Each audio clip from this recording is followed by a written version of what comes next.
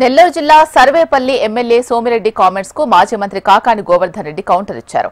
సర్వేపల్లిలో జరుగుతున్న అక్రమాలపై సీబీఐ విచారణ కోరే దమ్ము సోమిరెడ్డికి ఉందా అని ప్రశ్నించారు. వెంకటాచలం మండలంలో పెద్ద ఎత్తున గ్రావెల్ అక్రమ తవ్వకాలు జరుగుతున్నాయని ఆరోపించారు. నియోజకవర్గంలో జరుగుతున్న అభివృద్ధి కార్యక్రమాల్లో అక్రమాలు నిజం కాదా అని నిలదీశారు కాకాని గోవర్ధన్ రెడ్డి.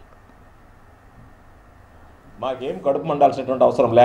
మీరు ప్రభుత్వంలో ఉండేటువంటి పరిపాలన మీ చేతిలో ఉంది కాబట్టి బస్సులన్నీ డైవర్ట్ చేసి తీసుకెళ్లారు. పోలీసులందరినీ అక్కడ పెట్టుకున్నారు. జనం రాకపోతే ఫైన్లు వేశారు.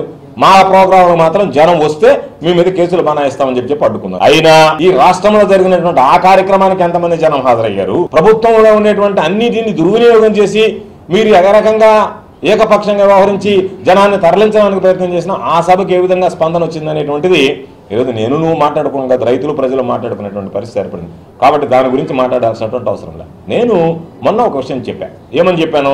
అయ్యా, గ్రావెల్ అనేటువంటిది విచ్చలవిడిగా దోపిడీ గురవుతుంది అని అన్నాను. సోమిరెడ్డి నిన్న ఏమన్నాడంటే ఒక మాట చెప్పాడు. ఏమని? గ్రావెల్కి సంబంధించి వాళ్ళు అన్ని అనుమతులు తీసుకున్నారని. నేను ఛాలెంజ్ విసురుతున్నా. రేపటి నుంచి ఇంక నేను మాట్లాడను. నేను ఛాలెంజ్ విసురుతున్నా.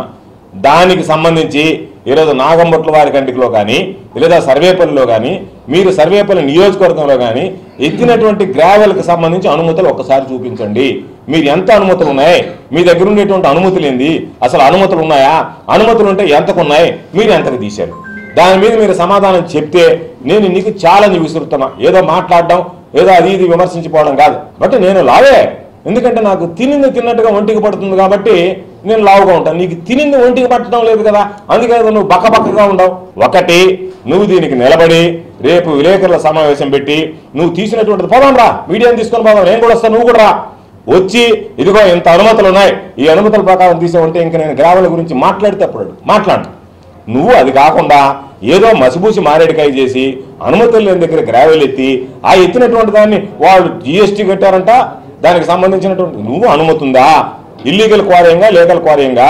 దాన్ని తీసుకొచ్చి ఆ గుంతలను పూర్తి చేయాల్సినటువంటి అవసరం ఏమర్పడింది అనే దానికి సమాధానం చెప్పాలి. అది ఒకటి.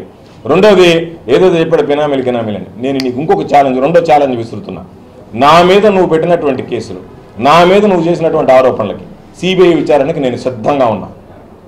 ఇప్పటికే లేఖ రాశా, సిబిఐ విచారణకి నేను సిద్ధము అని.